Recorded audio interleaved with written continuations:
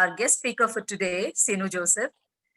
And before I hand over to Bharani to introduce our guest speaker of the day, I would like to give the small context about what we have done in the past 2 days. So this is the day 3 of the menstrual health and hygiene program that we have been doing as a part of HICIA's Health and Wellbeing Tower.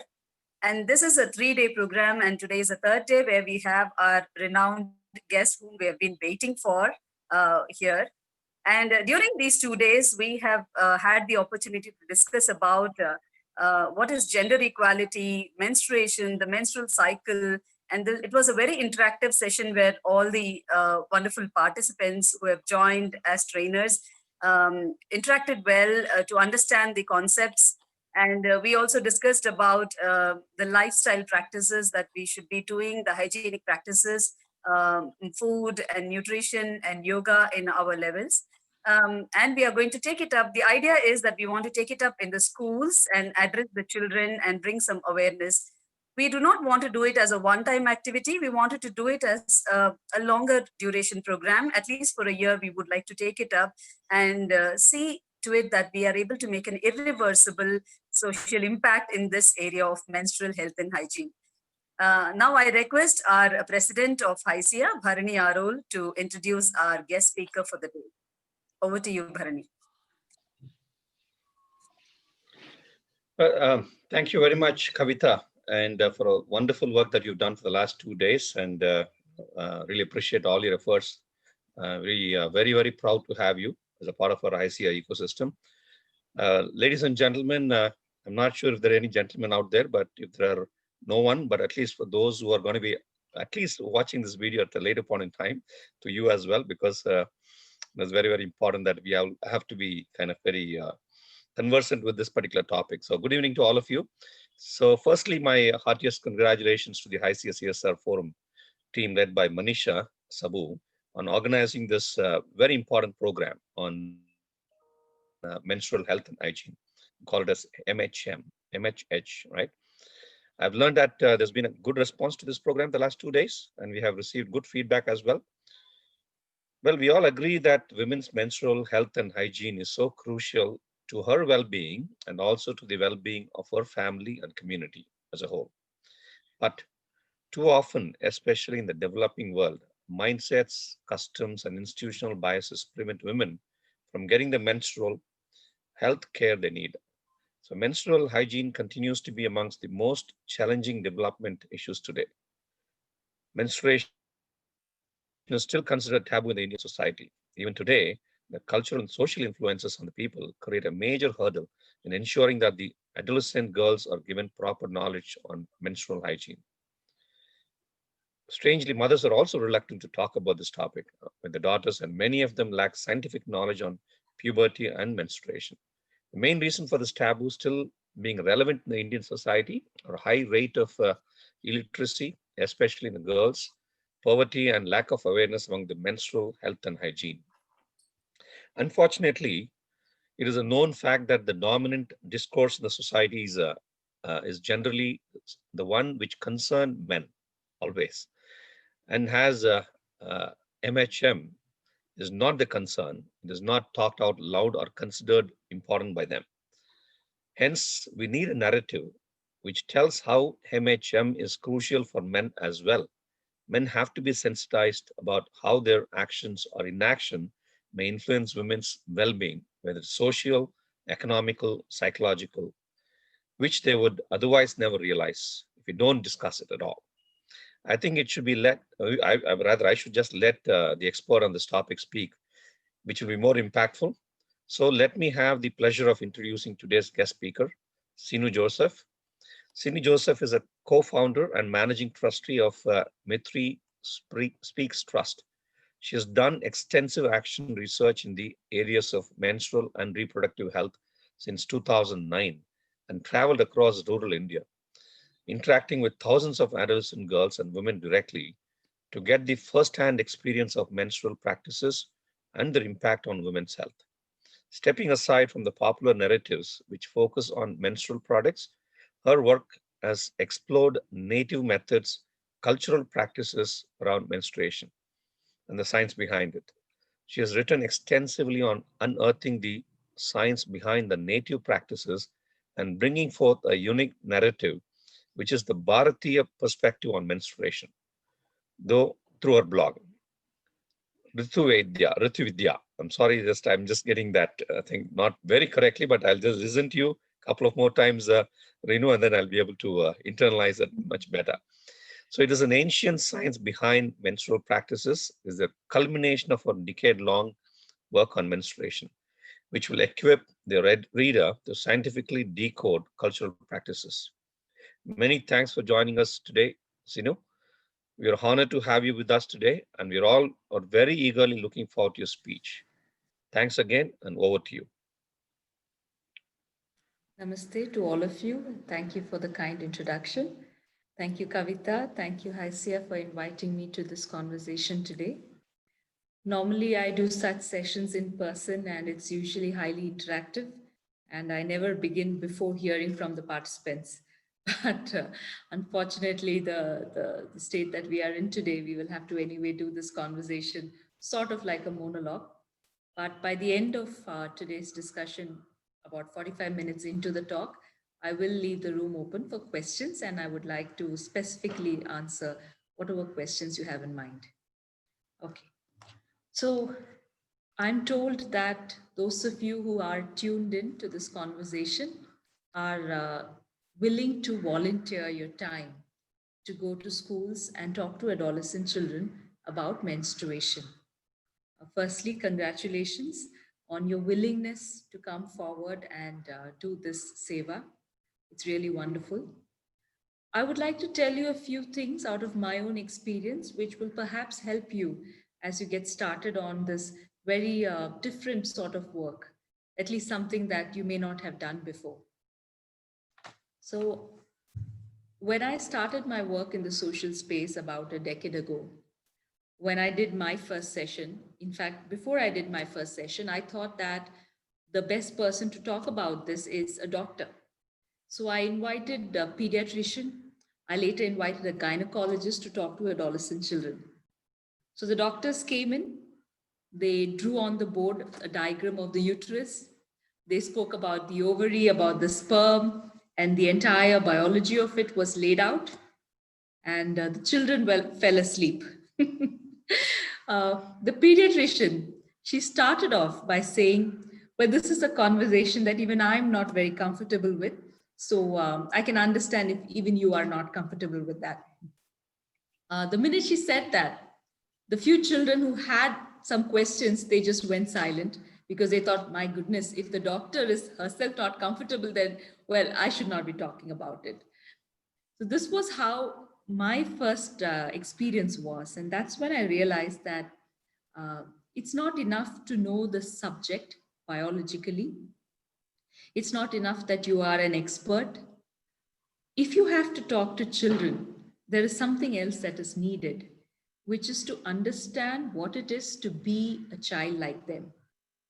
To understand what it is when you were an adolescent, when you had your first period, what were your thoughts? What were the questions you wanted to ask?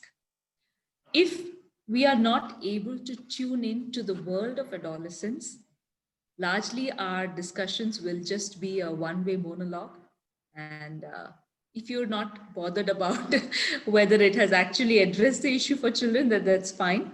But otherwise, I have a few suggestions on how we can make these conversations more meaningful for the children who we are talking to.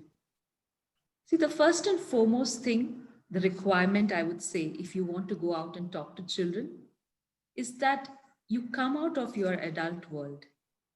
See, when we talk to children, often we look at it as them versus us. You know, we think that just by virtue of being adults, we know more. It may not be the truth at all. Children might know more than us. And somehow we feel that because we are going there to teach, we should give an answer to everything they ask, even if we don't know the answer. So these are two things that we should keep in mind, that it's okay if you do not know some answers. Children appreciate honesty. And more than anything else, figure out how you can connect to their world. One of the first and foremost things that I would recommend that volunteers who want to go out and talk to children should do is to overcome their own inhibitions about the subject. If you are a woman, when you got your first period, what ran through your mind? What did you go through? I would like you to relive and recollect that. If there were unpleasant memories, embarrassing moments, share them with a friend, share them with someone you trust so that you get over it. Eventually, children don't go by your words as much as they do with your body language. So I've seen volunteers who go into school and tell the children, it's okay to talk about it, be all right. And they overdo it so much that the child realizes that the facilitator herself is not comfortable and that's why she's overdoing it, right? So more than your words, the way you feel about your period, the way you feel about the fact that you are a menstruating person, that is what children are going to catch. So the first and foremost thing, deal with your own memories. Look into it, see what happened there, address it if it was unpleasant, share it with someone you know. When I started doing sessions, I thought, how do I get people to normalize these conversations? And I felt that it is not fair for me to expect children or others to talk about their period if I don't talk about mine. So I went and did something crazy. When I was invited for my first TEDx talk, I started by sharing the story of my first period, of actually how my clothes were stained and how I was embarrassed. And I still remember after recording that TEDx talk, I just hoped and prayed that the video would never release, because that's how I really thought that, oh, that's a terrible thing to have spoken in public. The video, of course, did release and it unfortunately did well. But what it did was it made a lot of other women and men come up and speak about this openly. Because essentially, what I was trying to convey was that it is okay to have embarrassing moments around menstruation and that it happens to all of us. Especially when we are going out there and talking to children who come from different economic backgrounds, it's very important that you make them realize that we are all equal. Uh, so what I suggest, because this is what I have done and what works, is before telling them anything about menstruation, I start by sharing with them my most embarrassing or funny moments around the time when I got my first period and when I was their age. So when I start off like this, the children realize that regardless of economic background and education and all of that, this akka is what we say for an older sister in Canada. This akka also has had the same problems that I have. She's also stained her skirt. She's also worried about whether boys would have found out. She's been through the same things. And so I can open up to her. So the first thing that I do when I start my sessions, the first 5-10 minutes, is simply share with them my own experience. And I would recommend that you also do that. Before that, if your experience is an unpleasant one, find a way to get over it and find a way that you can laugh about it. Much of what I share with children, at the time when those incidents happened to me, they were traumatic. Because as an adolescent and someone who got her period at 11 and a half years, I didn't know how to deal with it. But I had to work on that to be able to laugh at it and to tell the children that it is okay, these things happen. Once I do that, then I can almost immediately sense a change in their attitude. So initially, if they're a little hesitant and they're not sure what this is and why we are having to have this conversation, once they see that the facilitator is comfortable and is able to laugh about this, then they also begin to relax. The next step then is to invite children to share their experiences. So if you're going as a volunteer team, maybe 2 of you can share your individual experiences just to set the tone. And then you invite children, tell them to share what happened during their first period. Who did they speak to? When did it happen? Did they know about this? What did they feel? What were the questions in their mind? Invite them and prompt them to ask these questions. There were times when it would take me 45 minutes just to make this process happen and to set a certain ease into the conversation. But this is the most crucial aspect of your engagement with children, getting them to feel that it is okay to talk about it and getting them to share their experience and ask their questions. If your session has to go well, this is a must. I have trained so many NGOs and volunteers, and often, to cut time and to make it easier for themselves, they just go and do a presentation, show a video, and run off. The children don't even have an opportunity to express or question or ask. We must make room for that opportunity. It is the most important thing, and everything starts the way your session goes henceforth, and especially if you are planning to have a continued engagement, it all depends on this very first interaction that you have. Okay, so this is my very first request to you, that when you start interacting with adolescent girls, make sure that you are able to relate to what it is to being an adolescent, and you help them to realize that you and they are not very different and you've been through the same things. Do it by sharing your story and invite them to share theirs. Let it take around 20 to 30 minutes, doesn't matter. But this is a step that I feel should not be missed. Okay. Once you've done this first part of helping them overcome inhibitions, the next part is to invite questions. Tell them that they can ask anything they want to ask about this. If you want, you can make a list of the questions on a blackboard so that you don't miss anything. If it's a digital session, I'm not sure what sort of sessions you have in mind, but make sure that the questions are up there. And if not today, and if you don't have the answers immediately, assure them that you will come back. You'll find out the answers and come back and tell them.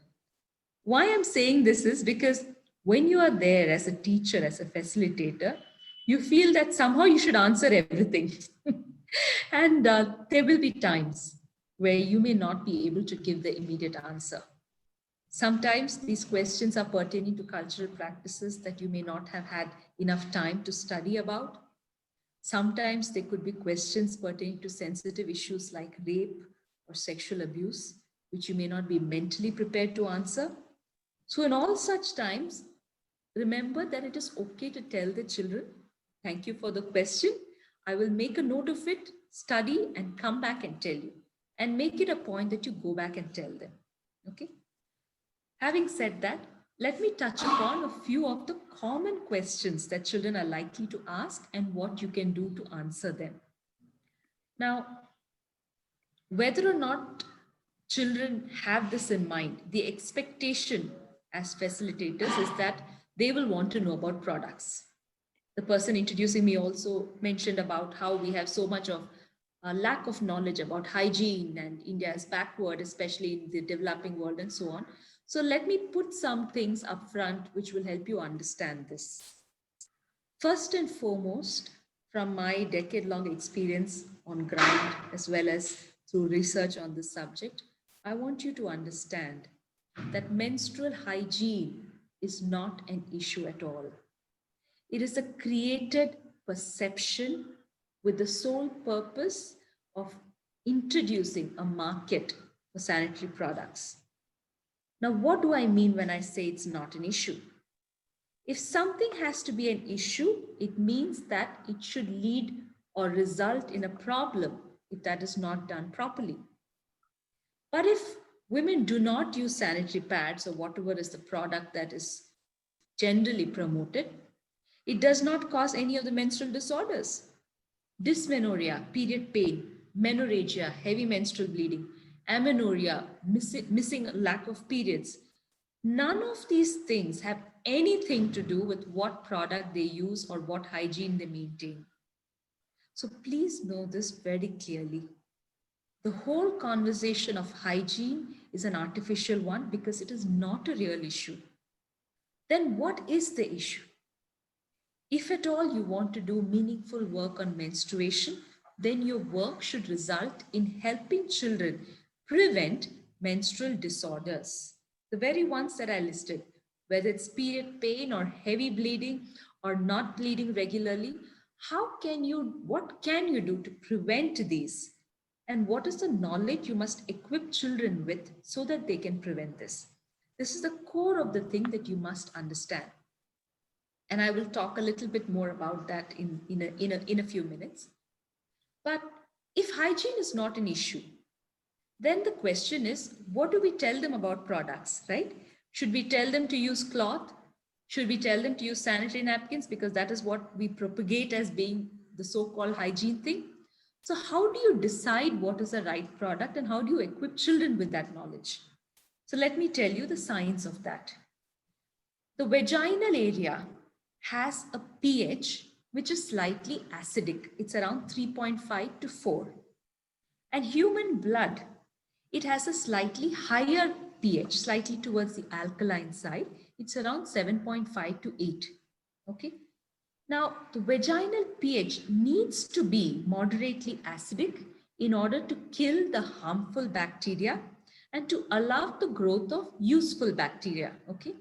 So you see all these sanitary napkins and products which come with deodorants and perfumes, they are very harmful because they disturb the natural vaginal pH. So that is a strict no-no. There's no need to go crazy with washing or perfuming the vagina because your body has a natural mechanism of cleaning that area with vaginal fluids, and you have to allow that to maintain the normal pH of the vagina. Now, during menstruation, if blood which has a higher pH continuously remains in contact with the vaginal area, it will result in increasing the pH of the vaginal area.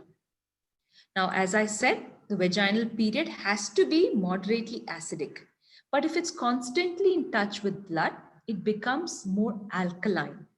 And that becomes the breeding ground for all kinds of bacteria, resulting in vaginal infections. So now you think, which are the products that collect and hold blood for long periods of time? Right? The advertisements of sanitary napkins will tell you of 12-hour protection. No gynecologist will recommend use of any product for more than 3 to 4 hours. It should and must be changed periodically. Otherwise, the collection of moisture, of holding blood continuously in contact with the vagina is in itself a big reason for infections. The second thing that you need to keep in mind is that the product used should be able to allow a continuous flow of air to prevent a buildup of excess heat, because it's heat and moisture together that will cause infections. All sanitary napkins come with your impermeable layer of plastic.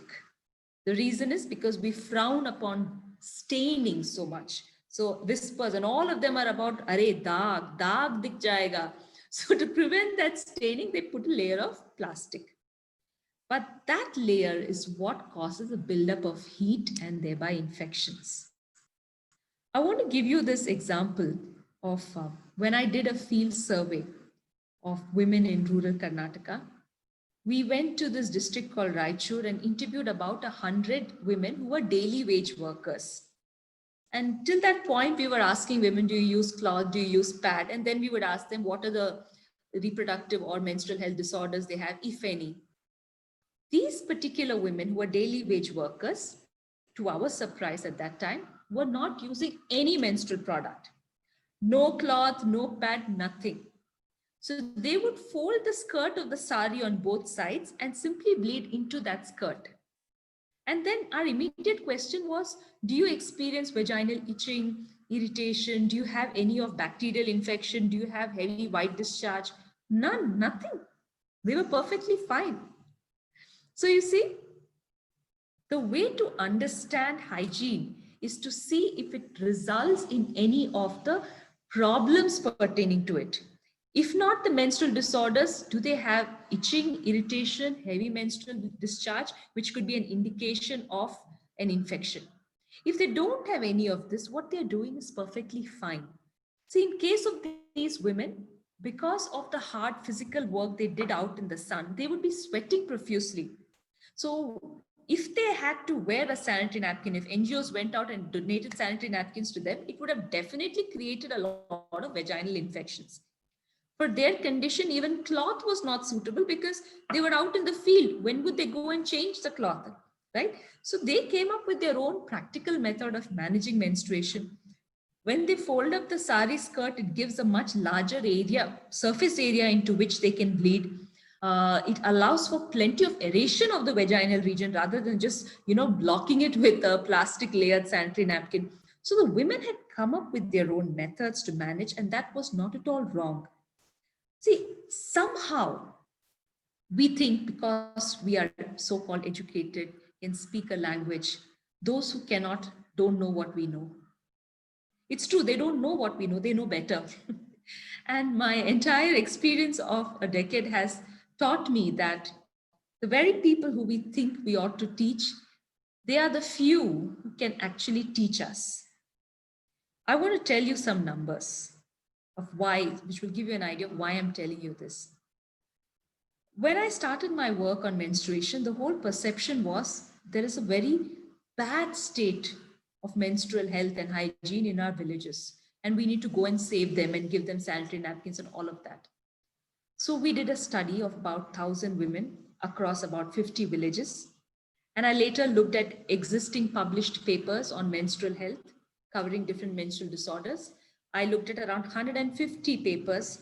I have studied and cited 90 papers in one of my blogs. You can also see that. I was comparing the menstrual health disorders among rural women, among urban Indian women, and women in so-called developed countries who are the ones often funding projects like this in India.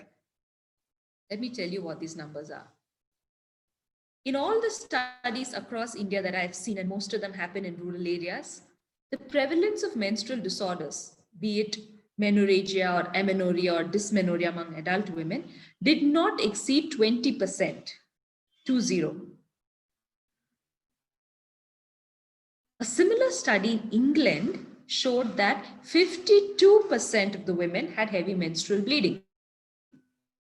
In the US, 20 out of every 100 women, and in the UK, 30 undergo hysterectomy before the age of 60. And the leading reason is heavy menstrual bleeding. Across Australia, there was a study on adolescent girls, and they found that 94% of these adolescent girls suffer from dysmenorrhea or period pain, and that is the reason why many of them miss school during periods. You see, there is this notion that girls in India are dropping out of school out of menstruation. First of all, there is no study which says that. Secondly, nobody is dropping out of school. They're missing a few days. They're taking a menstrual leave. And in India, that percentage is 24%. In New York City, there are 42% girls missing school or owing to period pain. In Washington, there are 38%. Across Australia, as I said, 94% girls experience period pain.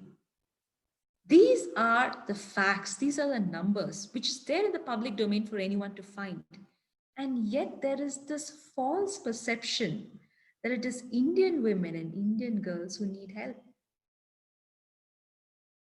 It's far from the truth. And this is the first thing I want you to understand.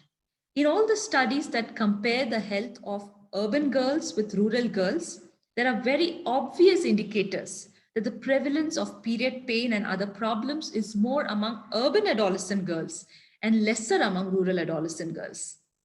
Now you must think, how come? How come this is the case, and how come this is so completely the opposite of what we have thought and assumed? And the reason has to do with our inherent knowledge on preventing menstrual disorders. And it's not just India. I found a similar lesser degree of problems in all ancient societies where they had a cultural significance to menstruation. In Kenya, only 4% of the women had severe menstrual bleeding. Similar numbers in Nigeria, in Philippines, in Vietnam. But you see any place in US, UK, Australia, and the numbers are above 50%. And yet we all think that we need help and they are the ones to help us. They don't even know how to prevent disorders. How can they possibly help us? Right? So this entire conversation has been built with the sole objective of promoting menstrual products. I know this because all leading manufacturers of sanitary napkins have approached me and my organization in our initial years. When in the name of CSR, what they wanted to do was help us gain them entry into the rural market. I, of course, refused, and my entire work on menstruation up to this point has been completely unfunded, because with funding, you are forced to speak a certain language and to shame your own country to create a need that doesn't exist, which is something my team and I decided not to do. So what I'm telling you is something we've learned from the ground, and a knowledge that will help you both as a volunteer and as an individual to hopefully go to the next level when you go out there to talk to children. When I say that much of what I've learned are from our rural mothers, our rural grandmothers, and from the questions that children ask, why I say that is because somewhere hidden in what we call superstition and taboo are answers to how you can prevent menstrual disorders. So the first question, very popular question that children ask is, during periods, why are we told to avoid specific type of food? You're told don't eat papaya, don't eat curd, don't have anything sour, don't have non-veg. Why do all these rules exist? This is one of the common questions asked. Another question pertains to why should I not touch the tulsi plant? Another common question is, I have stomach pain and leg pain and head pain and back pain and all kinds of aches and pains during menstruation. Why does that happen and how can I prevent it, or what is the treatment for it? Another very common question that children will ask is, why are we not allowed to go to a temple, a Hindu temple, when we menstruate? Muslim girls, they rarely open up and talk. If they do, the question is about why they cannot do the namaz during menstruation. If it is Ramadan, why are they told not to fast?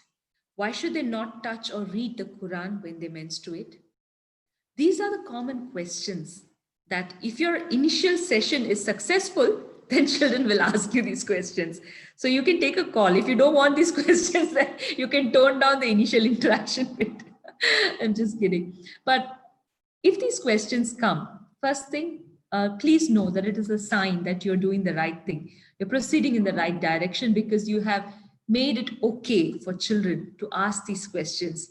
You have helped children understand that they will not be judged and that they're free to ask any question. So that's your first sign of success, and congratulations if children open up and ask these questions to you. Now, how do you answer these, right? In order to answer any of these questions, it is important that you have a fundamental knowledge of the source of these cultural practices. This was a very difficult thing for me to arrive at. If I worked for 10 years, the first 5 years of my session with children, I would just avoid these questions. And based on how my mood was, I would say either it's superstition or, well, there's no basis to it, or, well, focus on the biology, look at my diagram of the uterus and forget about why you should not go to the temple. So I would try distraction tactics. I'd try all that. And somewhere it occurred to me that if so many children and women, millions of them across the country, have been doing these things for ages together, if their mothers and grandmothers have been doing this, then there's probably more to it than just superstition or taboo. And maybe maybe I'm the one who doesn't know enough about it. So about sometime in 2015, I completely changed the course of my talks. From hygiene, it went to menstrual health. And even within that, I started exploring more deeply into the science behind the cultural practices around menstruation. And as a result of that, after this 10-year work, I've written this book called Rutu Vidya. You can see the banner here. Rutu in Sanskritam means season. It also means menstruation. Vidya, of course, it means knowledge. So Rutu Vidya is the answer to the science behind all the cultural practices that are commonly followed by women today. This book is easily available on all online platforms that you can see. Ebook is available. If you feel that you want to be equipped to answer the questions pertaining to the culture, maybe this book is something that will help you. There are also a number of my talks, and I had requested the organizers to share one of the links early today. I think they might have. You can go through those talks as well. I would like to give you a few glimpses of how we can explain the cultural practices so that you will know what to expect and in which direction you need to prepare and study in order to be able to answer these.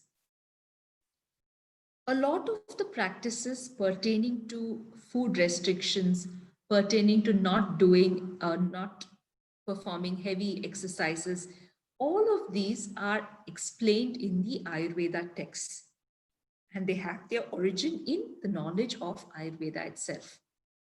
Very quickly, to give you an idea, in the language of modern science, menstruation is understood as a process that happens when the egg is not fertilized and you are not conceiving that month. So the endometrium, that is the lining of the uterus, sheds the body, and that is what menstruation is. I'm sure this would have been something that you already know. So those who understand menstruation as through the lens of modern medicine only see it as something to do with childbirth. So if you're done with your childbearing years, you stop menstruating and that's about it. And it has no other impact on the rest of you. Whereas in Ayurveda, there is a complete different understanding of menstruation. In fact, if you do a survey and ask rural girls or women, what do you know about menstruation? Very rarely will they relate it to childbirth. They will tell you it's important for your overall health. They will tell you if you don't menstruate, your health will not be good. And we'll think that, oh, they don't know, they're ignorant. That's not ignorance. That is a deeper knowledge of science. The difference between modern medicine and Ayurveda is simply this.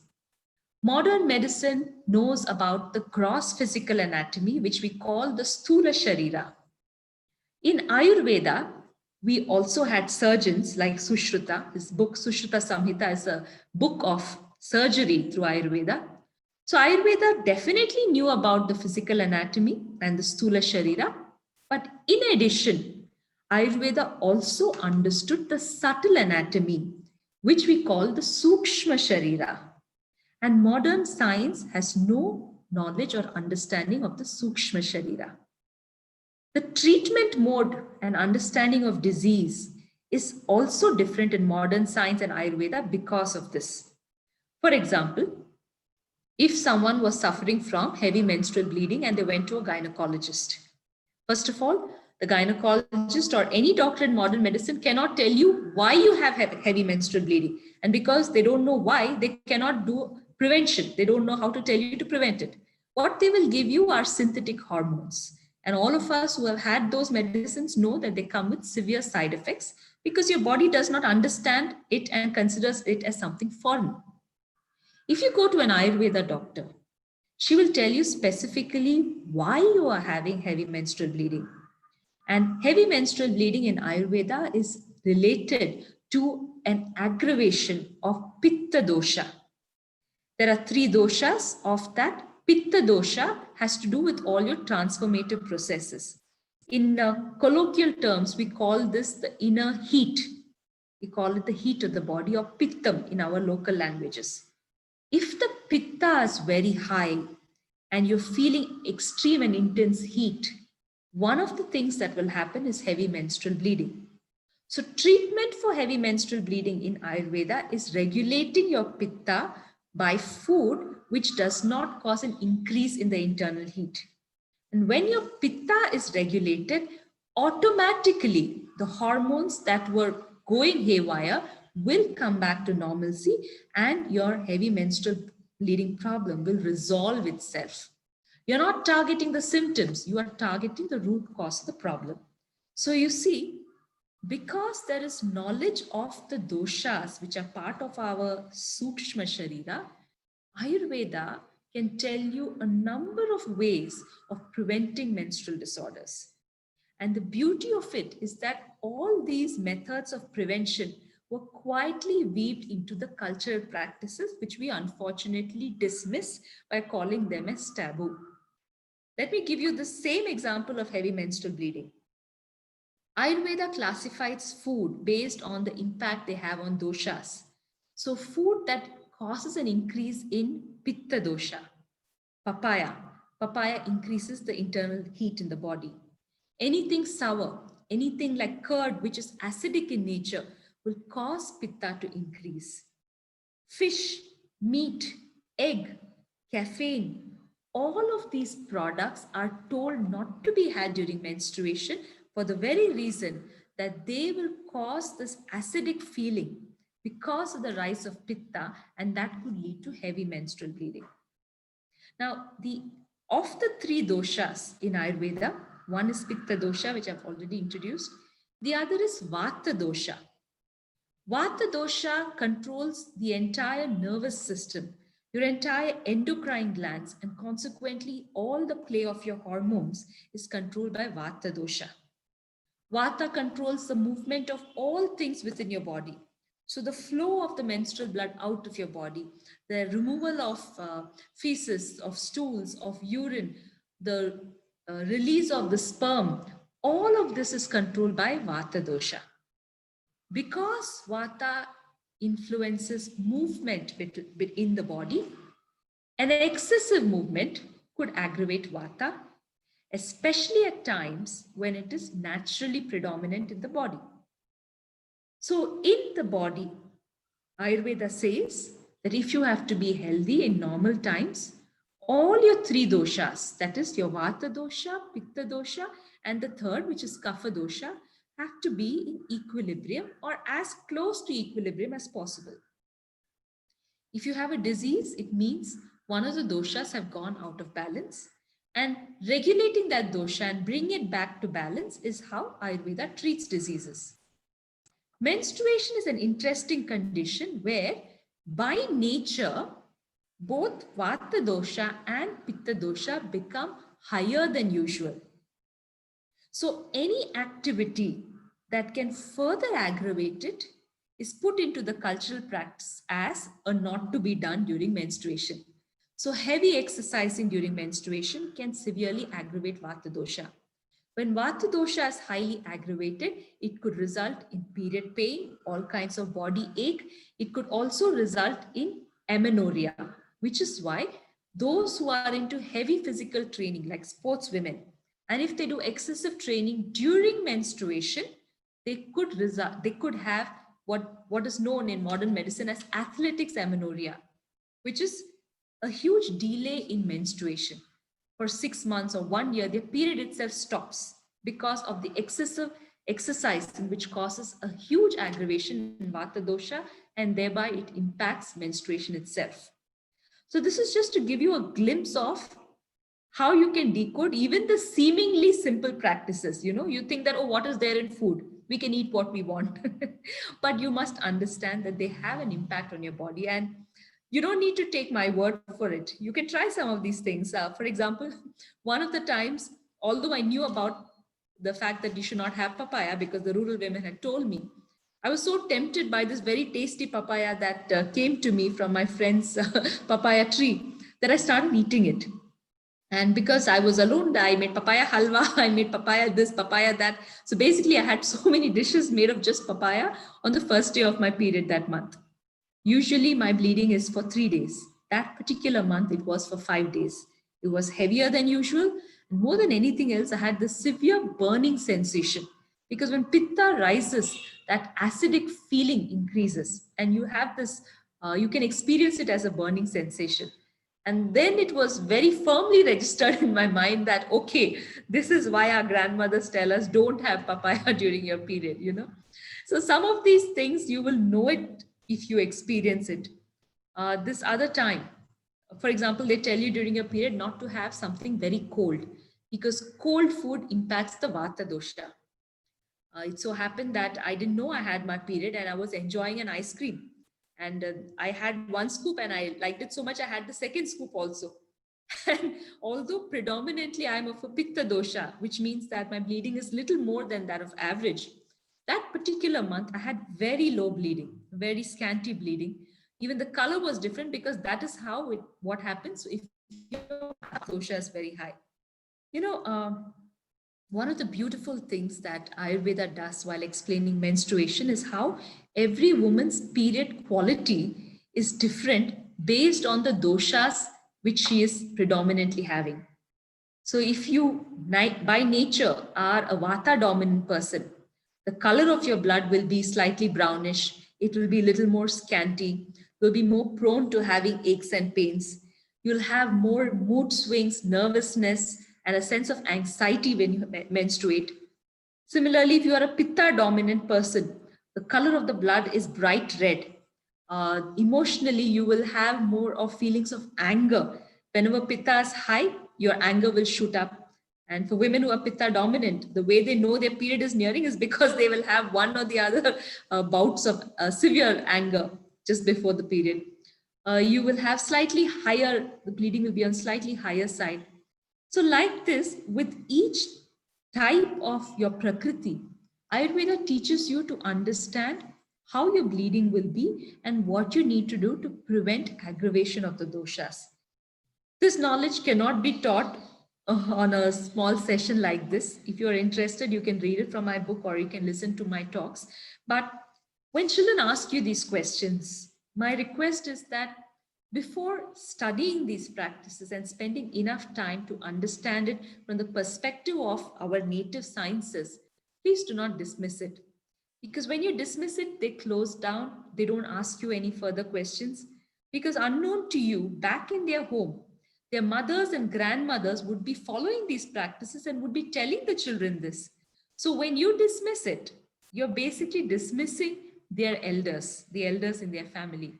And that ends up creating a sort of a distance and a rift between the children and their parents and grandparents. So whatever question is asked, make an effort to study it a little more in depth and then answer children whatever you know.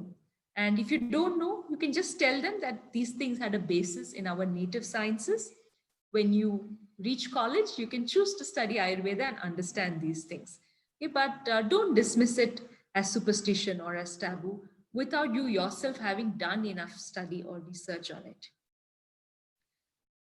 The time permits me to touch upon just one more practice, and I will tell you about that because it answers two questions. One, what can you do to avoid or prevent period pain? And two, is menstrual blood impure? If not, why do so many women and girls associate menstruation with impurity? Where did that idea of impurity come in? To answer both these questions, we need to know Ayurveda's concept of ama. Now, ama refers to the toxins inside your body, which have happened because food has not been digested properly. Now, one of the Ayurveda texts, Ashtanga Hridayam, talks about the three ways in which ama can be created.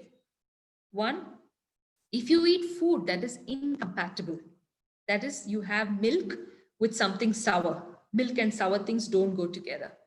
But if you have them together, then it will create ama, which is why Ayurveda doctors do not recommend milkshakes. They said you have milk juice and you have milk, but don't have milkshake because a lot of fruits will have a sour taste to it. And when that is mixed with milk, it becomes very unhealthy for you and your body produces ama.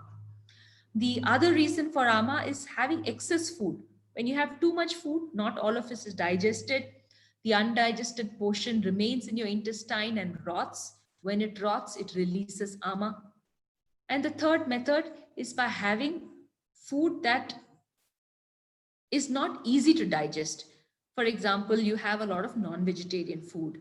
Your body can't always digest it, so you need to give a gap. But without giving that gap, you keep consuming only that. Or you have a lot of cheese, food that is very heavy like cheese, and your body is not able to digest it. So that also will result in ama. The solution to deal with ama, according to Ayurveda, if there is not much ama, then you should do fasting. So you see all our Ekadashi and all the other fastings have to do with releasing this ama from your system. If you have moderate amount of ama, then fasting alone is not enough. You need to take the help of an Ayurveda physician and take some drugs that will help in clearing out the bowels. If there is too much ama, to an extent that it begins to affect the reproductive health, and in fact, one of the main causes for infertility is excess ama, which is why for those who are suffering from infertility, one of the treatments in Ayurveda is Panchakarma therapy. That is, Pancha is five methods of eliminating ama. So they will do treatment so that if you have excess ama, you vomit it out from your upper digestive tract to clear the upper digestive tract. They will help you evacuate your bowels. If you have a lot of ama and you have sinus congestion, then they'll do nasya and help you release it through your nose or through your throat to vomit it out. So these different ways are there to help the body get rid of ama. Now you might wonder, what does this have to do with menstruation and period pain?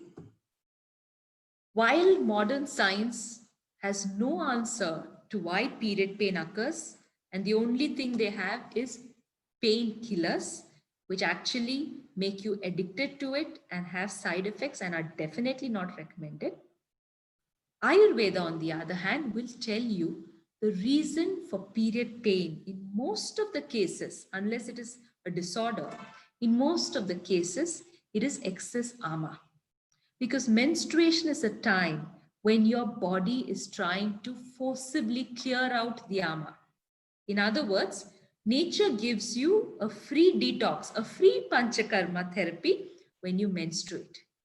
Because a woman's body is capable of creating life, she cannot afford to have excess ama. It will result in infertility. So month on month, when she menstruates, the reason why rural women associate it with health is because it flushes out the ama.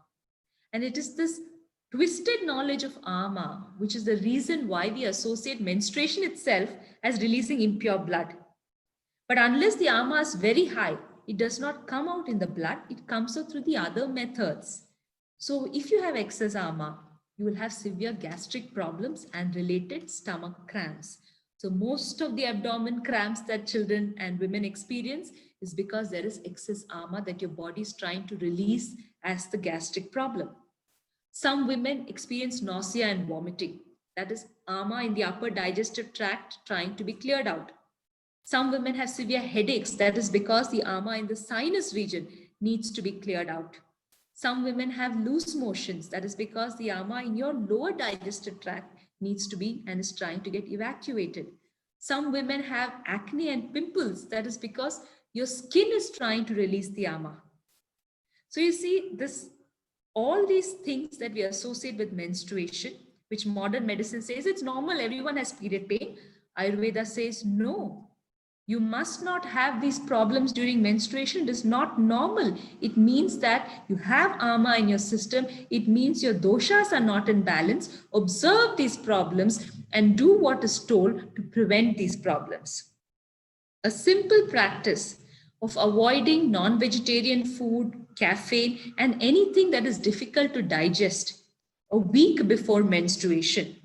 A week before menstruation and during menstruation will go a long way in helping your system have lesser ama and therefore lesser difficulties during menstruation. Coupled with this, if girls and women can include some amount of exercise, especially yoga, because it works on balancing the tridoshas and improving your metabolism. If you can include yoga and pranayama daily, except when you menstruate, and follow the cultural practices around menstruation, all of which are aimed at preventing menstrual disorders, then there's definitely a better chance of experiencing a pain-free period. And this is something, it's a wonderful knowledge which you must first try and experience it for yourself, and then you can tell the children what they can do.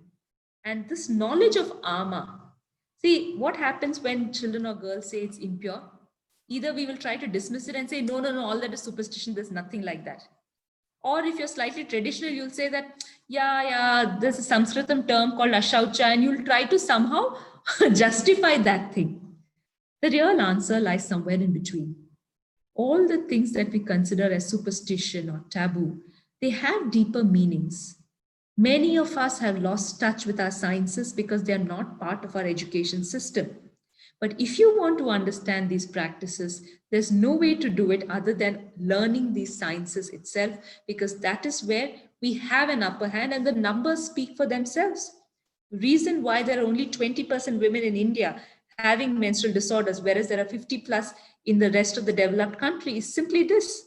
We knew the mechanisms, we still know the mechanisms to prevent menstrual disorders. And this is the knowledge that you must try and take to children and adolescent girls. But first, you must make that effort to study about this yourself. It took me 5+ years to study this, and to make it easier for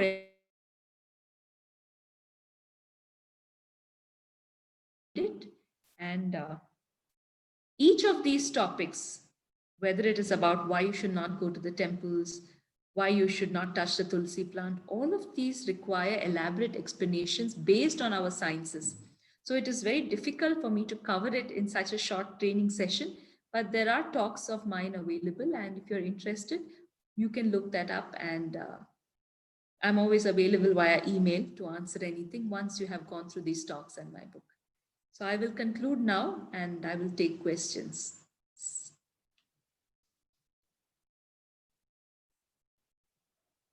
Over to the host.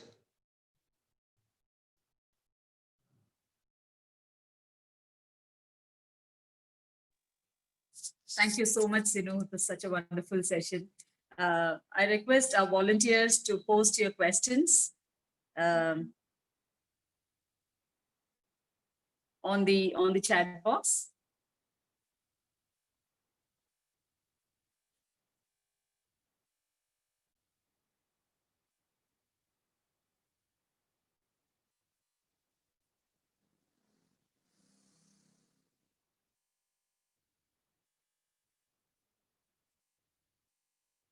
How could we educate boys about this in the schools? This is from a male volunteer, Sinu.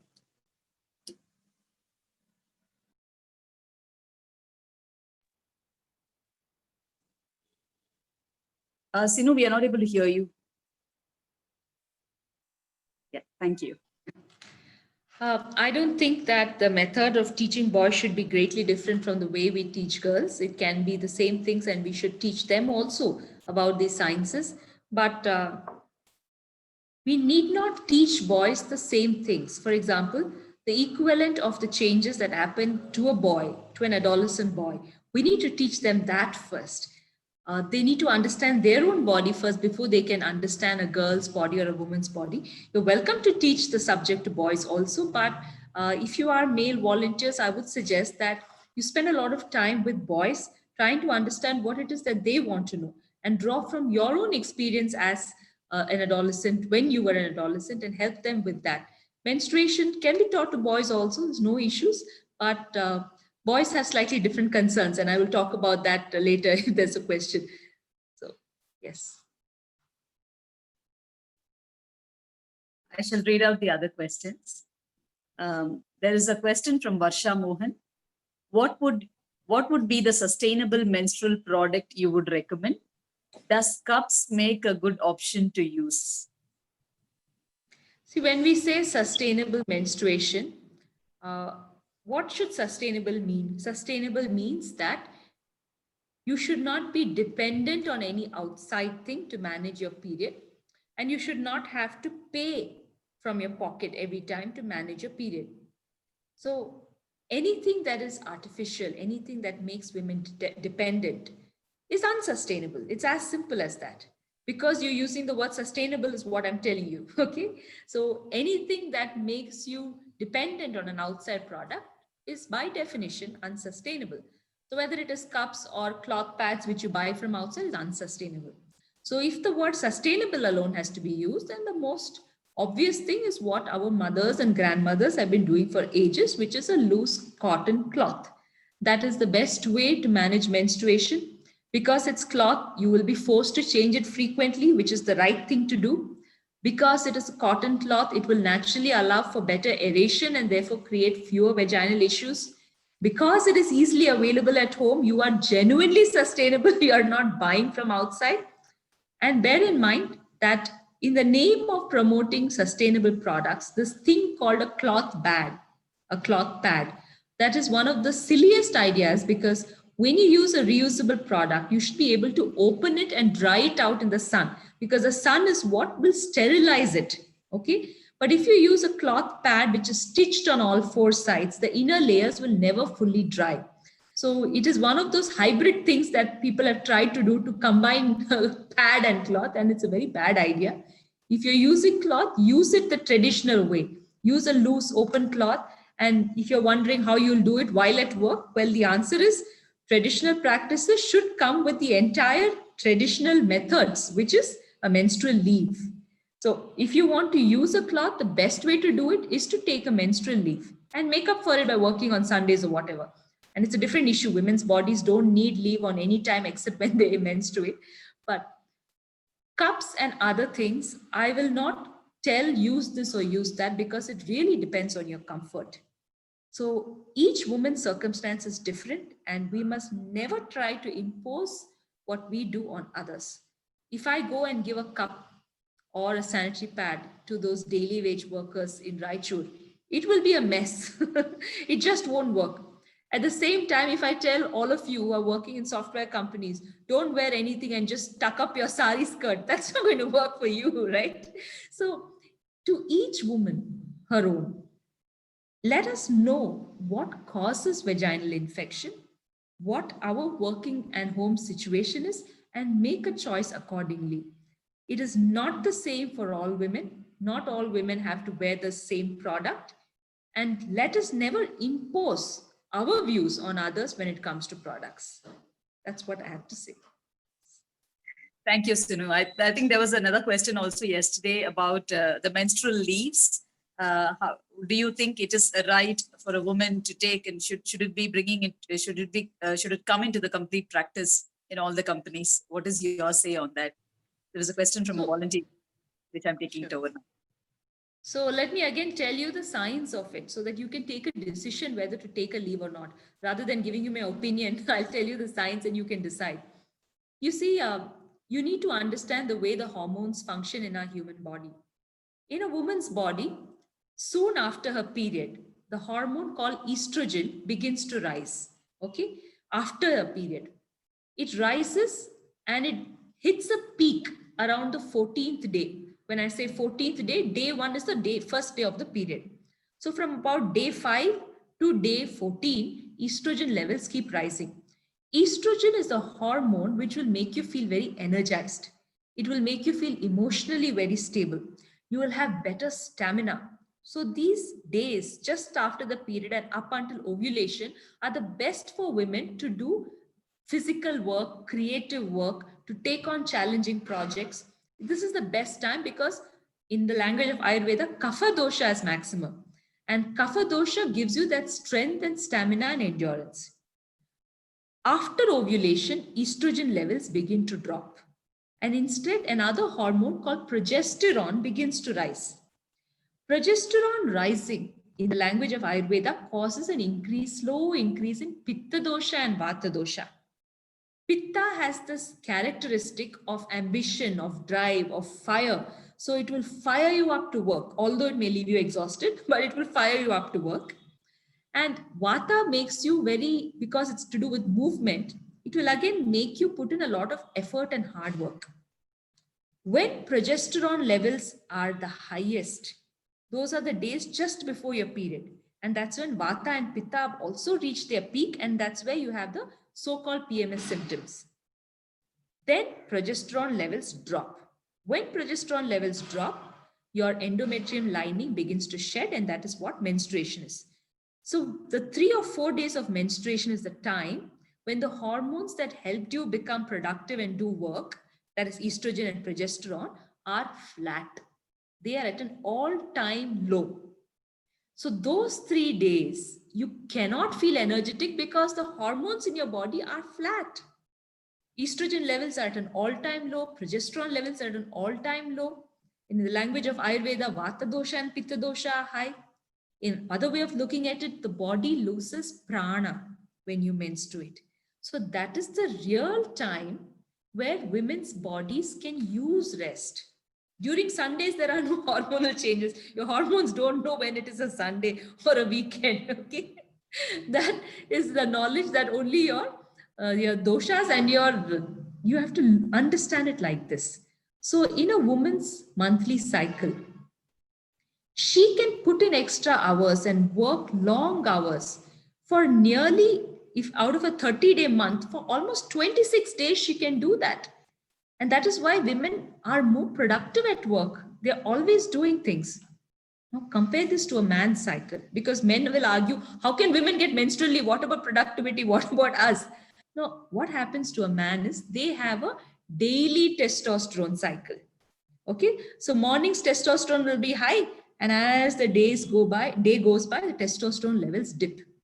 And further, if they are addicted to substances, whether it is cigarette or tea or alcohol or any of those things, then the testosterone levels will dip even faster.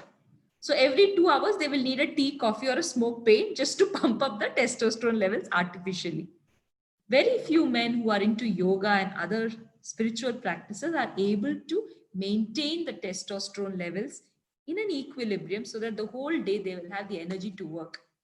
Otherwise, take an average man, take an average woman at a desk job.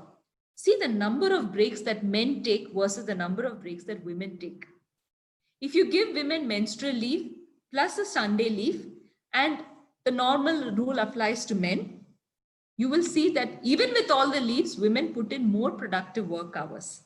And this is simply because the way our hormones function, we have a monthly cycle, whereas the male hormone has a daily up and down, which is very difficult to stabilize. And that's why men need frequent breaks. So this is the science behind it. Now it is up to you how you want to introduce and what you want to introduce.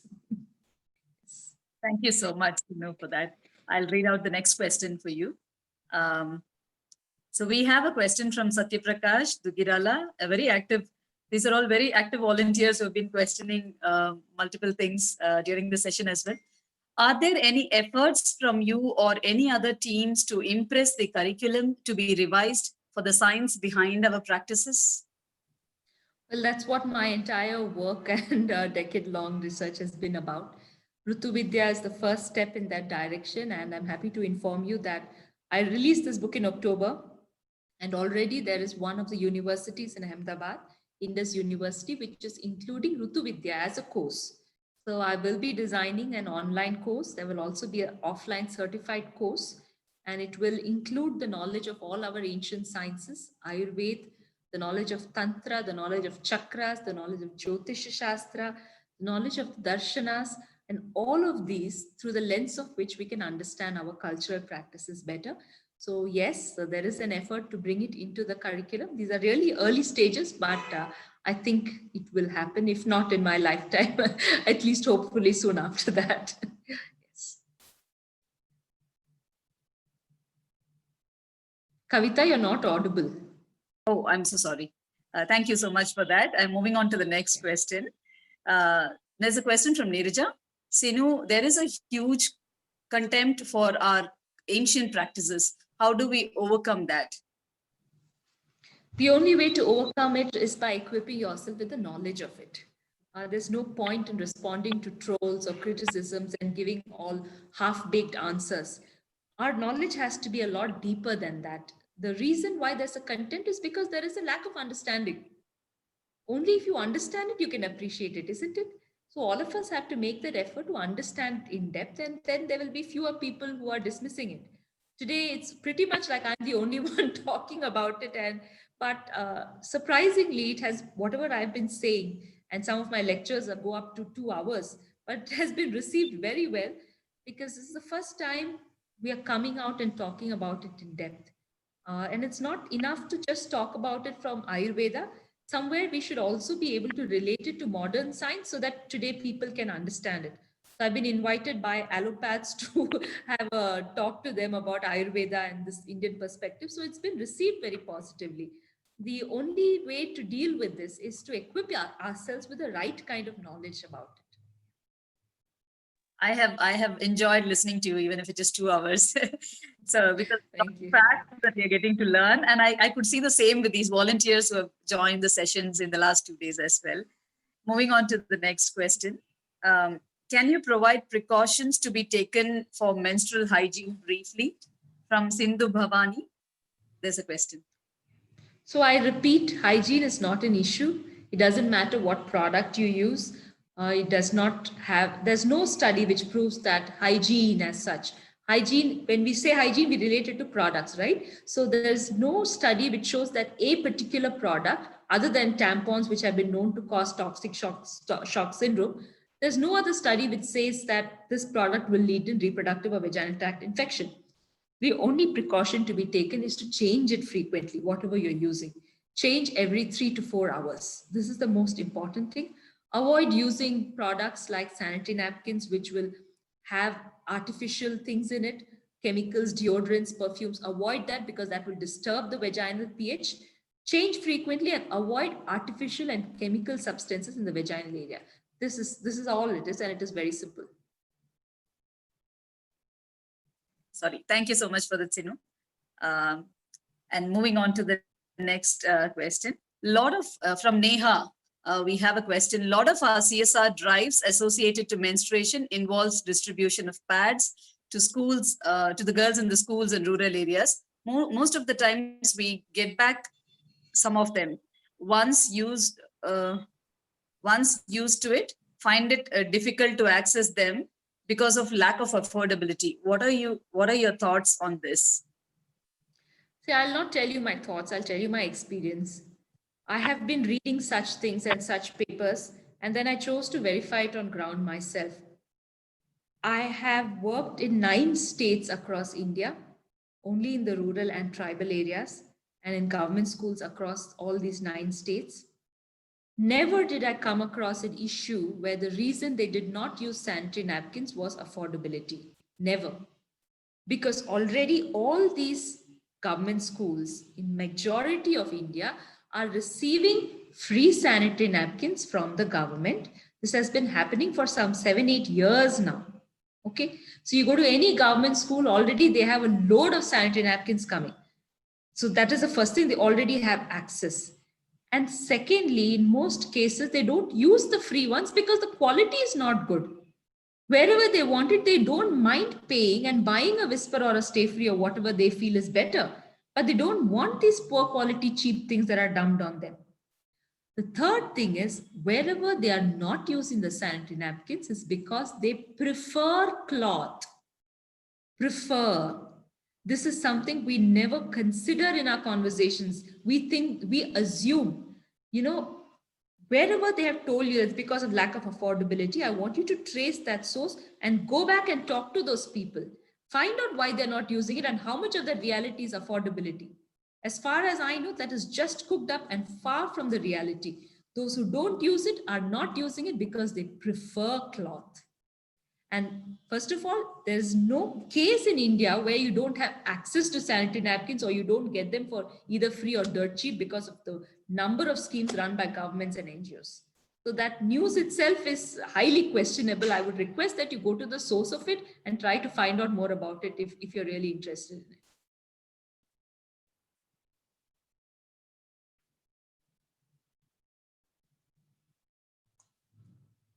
Kavita, we can't hear you.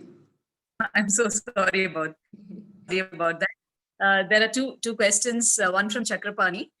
Suggest some genuine Ayurvedic center to get right guidance or treatment. It depends upon the location, wherever. I think Chakrapani is in Hyderabad. So of course, my doctors and people I know are in Bangalore. But I will tell you a simple way to know who's a good Ayurveda physician. If the Ayurveda physician sits with a stethoscope, then you can get up and walk out. That's not how Ayurveda works. A true Ayurveda physician will be able to do a Nadi Pariksha.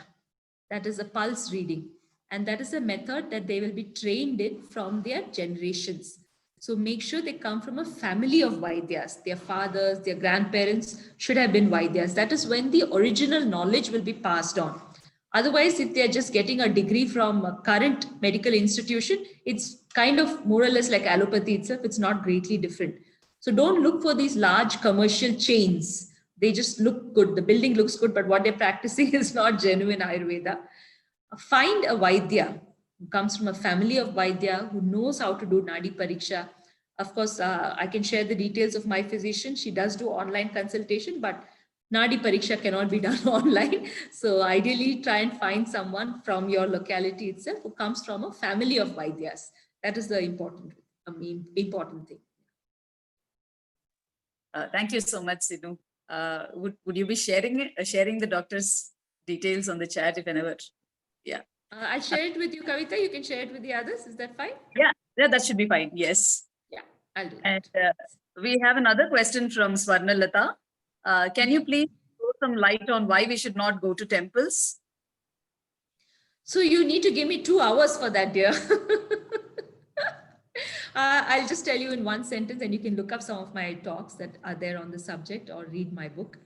The reason very directly has to do with the fact that during menstruation, if women enter temples, it will affect their reproductive health.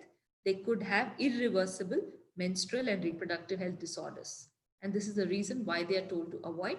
How and what you can understand through the language and the science of Tantra, Agama Shastra, Chakra, and Ayurveda. So there are 4 sciences that I'll have to explain before I tell you why. But the reason is that it will result in reproductive disorders. And I have the testimonies of many women who have shared with me that this happened to them after visiting certain temples. So that's a very elaborate science, and you can look up or listen to my talks on the subject. Yes, there are quite a few videos available on it, so for you to look up. Moving on to the next question. Thank you so much for that, Sinu. Okay, there is one from Meghna. If we have problems related to menstruation, like early menopause or irregular periods, allopathy or Ayurveda, which medicine would have the best solution? So I want you to know allopathy has no solutions because they don't understand the root cause of the problem. When you don't understand why the problem happens, how can you solve it? What allopathy does is suppresses the symptoms. So as long as you're on that treatment through artificial hormones, it looks like you're having some relief, but for all the relief you're having, you'll have an equal number of side effects. Anyone who's tried allopathy knows about this. And finally, you'll be told to take the uterus and throw it out as though it is a garbage bag that you can remove and dispose. Ayurveda would never recommend removal of the uterus, and they will always find a simple way through the right diet and lifestyle to help you fix a problem. In Ayurveda, it is understood that for a woman, her uterus is a second heart. You're not going to take your heart and throw it away at any point, are you? Similarly, you must not take your uterus out, even if you are done menstruating, because it is through the uterus that all your doshas are regulated. So when that organ itself is missing, there will be a huge imbalance of doshas. Women will have early osteoporosis. They will lose their eyesight early. There's a host of problems that happen when you get rid of the uterus. And in allopathy, when they can't solve the problem, the solution is to get rid of the uterus. So you can now decide what you want to take, which course of action with that much knowledge. I agree with you. I went through this experience. I had fibroids and they wanted to throw it off, but it took 3 years for me to find a doctor in Chennai where I got the laparoscopy done. So moving on to the next question, Sinu. Okay, this is from Neha. Does your study involve research on disorders like PCOD and PCOS, which has become quite common in the young girls? Yeah, she has been asking this question quite a couple of times during the session as well. So the entire knowledge of Indian sciences and our cultural practices is aimed at preventing PCOS and PCOD. Okay, treatment is a different thing, and an Ayurveda doctor is best equipped to tell you. But I can tell you some of the causes why it happens. One of the causes is by visiting certain temples. If you're a woman of the menstruating age, and if you visit certain temples, which are the moksha dhams, like Shabrimala, then it could cause problems like PCOD or endometriosis. And again, the science in this is a little complex to explain in this span of time. That's one reason. The other reason is, so basically when you have PCOD, your ovaries become dysfunctional or you don't have proper ovulation, anovulation. One of the symptoms is that there will be excess testosterone in your bloodstream. So along with PCOD, you will have testosterone related features. So you'll have excess facial hair, you'll have a deeper masculine voice. Those are the kind of features, things that happen. So all this is related to the ovary becoming dysfunctional or not as functional as it should be.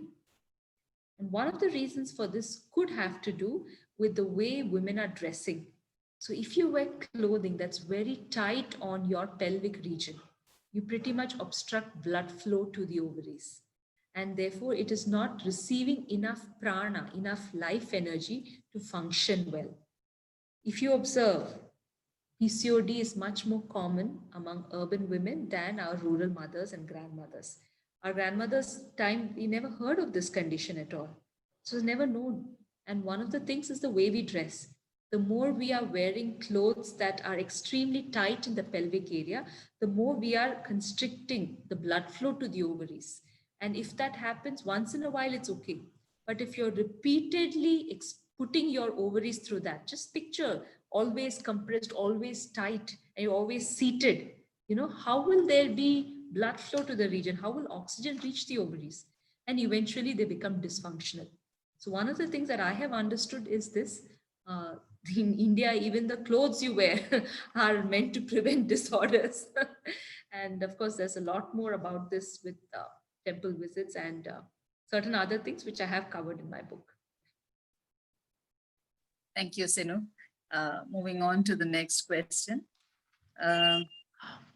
What if there are fibroids on the uterus, Bhargavi? Ayurveda does have treatment for it, and I have myself witnessed many women coming out of the problems which were gynecologist recommended surgeries. Okay, so they would come with the report from the gynecologist. I would send them to my Ayurveda physician, and in a month or two, they would be rid of their problem without surgery and through simple methods and through Ayurveda treatment. So it is possible to get treated for these things without invasive methods if you find the right Ayurveda physician. I wish I had met you some time ago. I know. Yeah. So, okay, can I get contact if it's for my mom? Yeah, I can tell it. Yeah, I'll read out her phone number. You can call up and take an appointment, an online appointment. Okay. Let me do that. Her name is Dr. Ramya Bhatt. She's based in Bangalore. And for appointments, you can dial 86180 62367. Let me just type it in the chat box for you all. Dr. Ramya Bhatt, 86180 62367. You can tell her that your reference came through me. So she will also know from where you came. Yeah. I have also tapped it and typed it. Yeah. Thank you so much. So I think we have all the questions through now. I have a question. I know it's it's a huge topic. I wanted to know about the moon cycle. I know there are a lot of studies happening, the moon cycle and the menstruation and the connection there. So to understand how menstruation is impacted by not just the moon, the sun cycles and other planets, we need to have some knowledge of Jyotish Shastra. So there's an entire chapter dedicated to that in my book. And again, that will take me an hour to explain. But to put it simply, we look at the moon to keep time. But it is not exactly the moon that influences our cycles. It is the sun cycle and another planet. Okay, so they say that the moon has influence over a woman's bodily fluids. But the planet that causes menstruation to start is Mars, Mangal or Kuja, what we call. Okay, so every month, if you observe the date when your period starts, it will be during the hour. We call this in astrology, we call it as Hora, H-O-R-A. During the Hora of the planet Mars is when the period will actually start. So some websites of astrology will give you the daily Hora chart. So every hour, there will be the predominance of different planets. So 24 hours, there is a predominance of a different planet. Most of the time, if you observe the time when your period starts, it will be during that 1 hour when Mars is predominant. Okay, so Mars planet has a big influence on our menstrual cycle. The other thing is the moon. So we tend to say that you must bleed during Amavasya, that is new moon, or during Purnima, which is full moon. Now you cannot consistently bleed at that time. Your period will be moving through the cycles, right? So the larger cycle to observe is the sun cycle. So we have the two solstices, the northern solstice and the southern solstice. And in our Indian language, we call these the ayanas, Uttarayana and Dakshinayana. Uttarayana is from December till June. And then from June till December, we call it as Dakshinayana. So if you observe your period, if during Uttarayana, you're bleeding during Amavasya or close to Amavasya, Once you reach the solstice on June 21st, it will shift over to Purnima. Okay, so if your period is around Purnima in the time of Dakshinayana, again the Uttarayana, it will make a shift. So these things have to be observed. And ideally, for conceiving, if you are attempting to conceive, then the best thing is when your period is happening close to Amavasya, because then your ovulation will happen close to Purnima. And close to Purnima, your body has better immunity or ojas. So if you are ovulating at that time, you will attempt to conceive at that time, and that is considered healthier. But bleeding during Amavasya is more painful because Amavasya is a time where the body feels very tired. Okay. The reverse, that is, if you're having bleeding during Purnima or full moon, you will feel emotionally and physically less drained out. Because during Purnima, your body has more ojas, more immunity. But if you menstruate during Amavasya, then that becomes tricky. So there is a lot more to this and it cannot be generalized. There is no one best thing. The reason they say one is better over the other is based on your purpose in life. If you are a woman in a reproductive years looking to conceive, then it is better that your period happens around Amavasya so that you try to conceive around Purnima. If you're on a spiritual path, then the reverse is better. That is, you have your period during Purnima, so your period will be easier. And Amavasya is available for your spiritual sadhana because that is a time where spiritual sadhana becomes much easier. So based on who is told, sometimes they will say this is better, sometimes that is better. Both have their purpose and they are influenced not just by the moon, but by the sun cycle. And within this, it is a planet Mars, which influence of which causes menstruation to actually start. Well, that was enlightening. And how about this moon charged water? That is that a myth or is it really? They say What is moon. it? I didn't hear. They say that there's you have to keep a glass of water which is charged Moonlight, yes. moonlight, and then you have it. They say it is good for the menstruating woman, or generally for women as well. So I just wanted to know if that is right information. It might be. I haven't explored it enough though, so I won't be able to comment on it. All right. Okay. Thank you so much. I think I have another question. Okay, that was a thanks from our volunteer. So I think we are done with the questions. One more. I have one chat coming up. When we can expect this 3-day session recording? Okay, this is for us. I would personally go through and would like to reach out. Okay, sure, this is for us.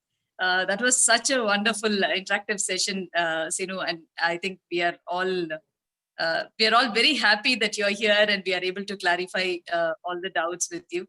And Nitya, would you like to share something? Yeah, on behalf of the entire managing committee of HYSIA and all members of HYSIA, a big thank you to Sinu Joseph, Thank you. Kavita, and to Soumya for having, this was a wonderful, wonderful session, 3-day workshop.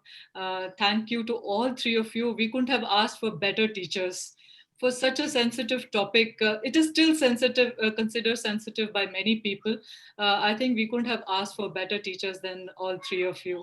Thank you so much to all three of you. I'm sure that all the volunteers who have joined have benefited immensely. Even I didn't join this session as a volunteer, but I was just hosting the session, but I've learned tons.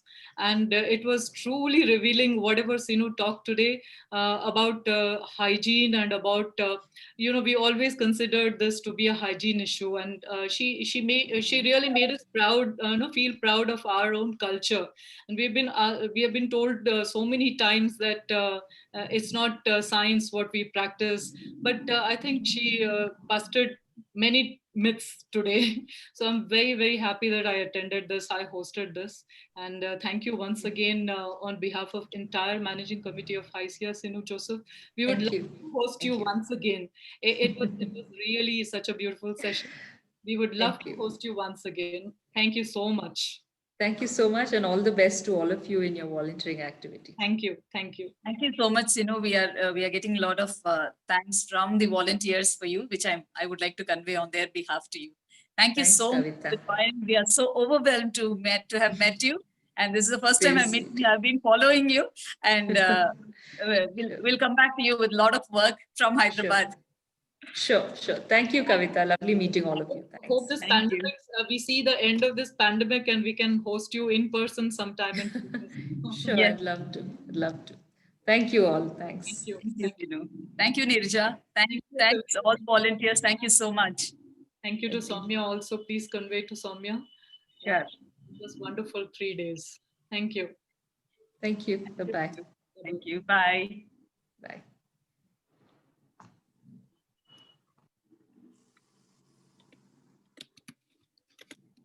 Thank you, Vijay. Thank you, Gauri. Thank you, Vijay. Thank you, Satya Prakash. Kudos to all of you as well who made a difference. Yes. All the volunteers were wonderful. All the volunteers, you were awesome. Satya Prakash, so many questions from you. Varsha, I'm familiar with the names. Neha, Meghna. I'm quite familiar with all your names now. Meenakshi, thank you, Meenakshi. Yes, it was a wonderful session. I mean, I expected it to be good, but this was like way beyond good, you know. Yeah. I mean, many of the practices that we have been following at home, people Yes. look down upon it, but there is so much of science behind it, and we don't even want to explore it. I mean, thanks to Sinu, people like Sinu who have explored the science behind it. Yeah. She's really broken so many barriers to find out what it is. Yes, yes. Yes, it's definitely an eye-opener for all of us. And Sinu had made it even more wonderful by giving a session at the end. Yes, she looked super cool. Yeah, absolutely.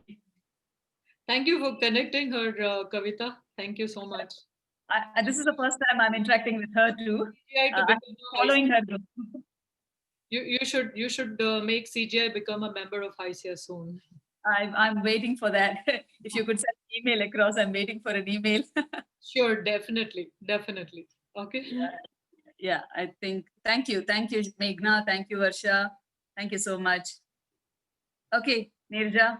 Thank you. Have a wonderful Thank you have all. a wonderful evening. They're looking for the recordings. I think you'll be I sending will it be through. sharing the recordings and the presentations with them shortly. Okay, sure. Okay. Yeah. Thank you.